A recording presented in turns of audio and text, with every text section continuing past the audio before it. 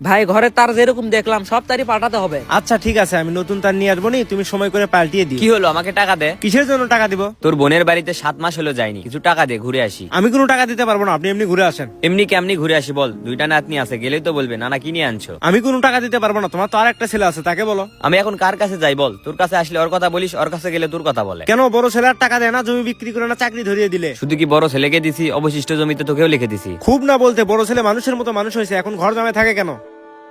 আব্বা আমি আর আপনার দায়িত্ব নিতে পারবো না, আপনি আপনার বড় ছেলের কাছে চলে যান। বড় ছেলের কাছে যাবো মানে? আমি বিয়ে করছি, সামনে আমার সন্তান হবে, সংসার আস্তে আস্তে বড় হচ্ছে, আমি আর আপনার দায়িত্ব নিতে পারবো না। আমার দায়িত্ব নিবি না মানে? জমি লিখে দেওয়ার আগে কি বলছিলি? কি বলছি? বড় ছেলের থেকে তোকে না জমি বেশি লিখে দিলাম, তুই না বলছিলি জমি আমাকে লিখে দাও, তোমার দায়িত্ব আমি নেবো। বলছিলাম, এখন যে আমি আর পারতেছি না। তোদেরকে জমি লিখে দাও আমার ভুল হয়েছে। তুমি তাহলে সময় করে পাল্টিয়ে দিও। আনোয়ার ভালো হয়ে যা, ভালো হতে কিন্তু টাকা লাগে না। কাকা আমি আবার কি করলাম? আমার মেয়ে স্কুলে যাওয়ার সময় তুই আমার মেয়ের পিছে পিছে কেন যাস? আপনার মেয়েকে কেউ যেন ডিস্টার্ব না করতে পারে, এই কারণে আমি পিছে পিছে যাই। সেটা নয় আমি বুঝলাম, তাহলে আমার মেয়েকে আজে বাজে এসএমএস কেন করিস? কাকা কি আজে বাজে এসএমএস করলাম? তুই আমার মেয়ের ফোনে এসএমএস করছিস, আমার থেকে সব থেকে সুন্দরী নারী তুমি। আরেকবার যদি আমার মেয়েকে ডিস্টার্ব করিস তোর হাঁটুর মেলে একটাও থাকবে না।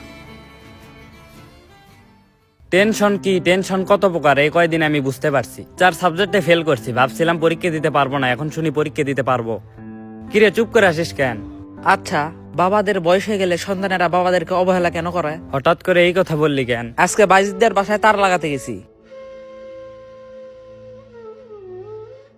করিম কাকা তার সব জমি সন্তানদেরকে লিখে দিয়ে বোকামি করছে। গুলটে, আগামীকাল যদি তোর আব্বা পুকুর থেকে মাছ তোলে, তাহলে পুকুরের সব থেকে বড় মাছ আমাকে দিবি। বড় মাছ কি করবি? চাচা না বললে 1 কেজি ওজনের একটা মাছ দিও। বাড়ির জন্য তো মাছ নেবো না। বাড়ির জন্য নিবি না, তাহলে কাকে দেওয়ার জন্য মাছ নিবি? আগামীকাল শ্বশুর বাড়িতে যাবো, আমার শ্বশুর ছোট মাছ খেতে পারে না, বড় মাছের মাথা খেতে পছন্দ করে। এ কারণে তোকে বললাম তোদের পুকুরের সব থেকে বড় মাছ আমাকে দিবি। তাহলে একটা কাজ করি, তোর শ্বশুর বাড়ির জন্য বড় মাছ দেয়, আর চাচা একটা ছোট মাছ চাইছিল, চাচাকে একটা ছোট মাছ দিই। আব্বাকে কোনো মাছ দিবি না, শুধু আমাকে একটা বড় মাছ দিবি। চাচা না আমার কাছ থেকে মাছ চাইলো। তোর চাচাকে যে মাছ দিবি, তোর চাচার মাছের টাকা কে দিবে? কেন তুই দিবি? আমি তোর চাচার মাছের টাকা দিতে পারবো না, আমি যে মাছ নেবো সে মাছের টাকা দিব। শ্বশুরের জন্য বড় মাছ কিনতেছি, আর চাচা একটা ছোট মাছ চাইছে, সেটারই টাকা দিবি না?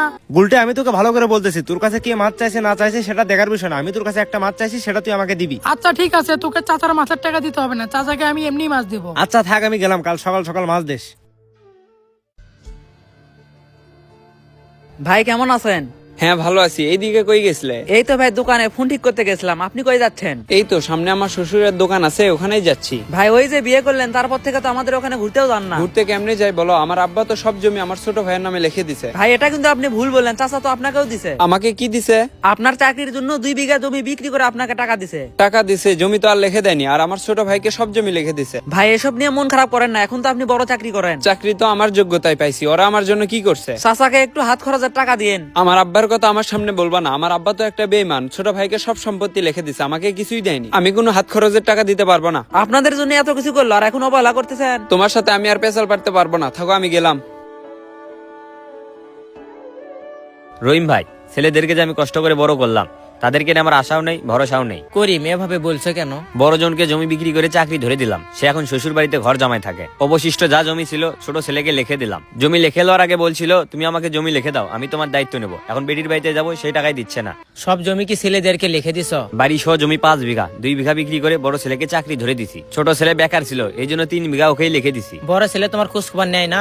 বড় ছেলে 9 মাস হচ্ছে বিয়ে করা, এর মধ্যে 2 বার এখানে আসছিল। গতকাল বড় ছেলের বাড়িতে গেছিলাম, বললাম তোর বোনের বাড়িতে যাবো, কিছু টাকা দে। আমাকে বলে ছোট ছেলের কাছে যাও, ওকে 3 বিঘা দিছ, ওর কাছ থেকে টাকা নাও। আমি দিতে পারবো না। কার মধ্যে কি চলে এখন সেটা বোঝা যায় না। আপনার ছেলে নাই, আপনারই ভালো হয়েছে। ছেলেদের নামে সব জমি লিখে দিয়ে তুমি বোকামি করছো, তোমার জন্য কিছু রাখা লাগতো। আমি তো বুঝতে পারিনি ওরা আমার সাথে এরকম করবে। মানুষ এখন নিজের জন্মদাতা পিতার থেকে শ্বশুরকে বেশি ভালোবাসে। শ্বশুরকে বেশি ভালোবাসে মানে? আগামীকালকে আমাদের পুকুর থেকে মাছ তুলবে, করিম কাকা আমার থেকে ছোট একটা মাছ চাইছে। কিছুক্ষণ আগে বাইজিত আমাকে বললো আগামীকাল তো তোর আব্বা পুকুর থেকে মাছ তুলবে, তো পুকুরে সব থেকে বড় মাছ আমাকে দিবি। তে আমি বললাম বড় মাছ কি করবি? বাইজিত বলতেছে আমার শ্বশুর আব্বা ছোট মাছ খেতে পারে না, বড় মাছ খেতে পছন্দ করে। এখানে শ্বশুরকে কেমনি বেশি ভালোবাসলো? আরে ভাই আগে পুরো কথাটা শোন। হ্যাঁ বল। বাইজিত বলতেছে আব্বাকে যে মাছ দিবি সেই মাছের টাকা কে দিবে? আমি বললাম তুই দিবি। তখন বাইজিৎ কি বললো? বাইজিত বললো আমি তোর চাচার মাছের টাকা দিতে পারবো না, আমি যে মাছ নেবো সেই মাছের টাকা দিব। আজকে যদি করিম কাকা নিজের জন্য একটু জমি রাখতো, তাহলে তার ছেলেরা এইভাবে অবহেলা করতো না। আচ্ছা চল পুকুরে খাদ্য দিয়ে আসি। কাকা আপনার বড় ছেলের সাথে তো আমার দেখা হয়েছিল। তা কি বললো? কাকা আপনার বড় ছেলে তো আপনার কথা শুনতেই পারে না। বাবা এখন তো শুনতে পারবে না, আমার যে সবকিছু নিয়ে আসে। আচ্ছা কাকা, সব জমি কি আপনি সন্তানদেরকে লিখে দিচ্ছেন, নিজের জন্য একটু রাখেননি? ওটাই তো আমি ভুল করছি, যত যা ছিল সবকিছু লিখে দিছি। এখন তো আপনাকে দুই ছেলের মধ্যে এক ছেলেও দেখতে পারে না। সন্তানদেরকে আমি কতই না ভালোবাসি, যখন যা চাইছে তখন তাই দিছি। এখন আমার সামান্য হাত খরচের টাকাই দেয় না। ওরা যে আমার সাথে ভুল করতেছে এখন বুঝতেছে না, যখন ওরা বাবা হবে তখন বুঝতে পারবে। কাকা এইসব নিয়ে টেনশন করেন না, আল্লাহ আপনার সাথে আছে। আমাদের রক্ত গরম, তাই খুব সহজেই বাবাদের অবদান ভুলে যাই। যেদিন বাবা হব সেই দিন হইতে বাবাদের কষ্ট বুঝতে পারবো। সবাই ভালো থাকবেন, দেখা হবে পরবর্তী ভিডিওতে।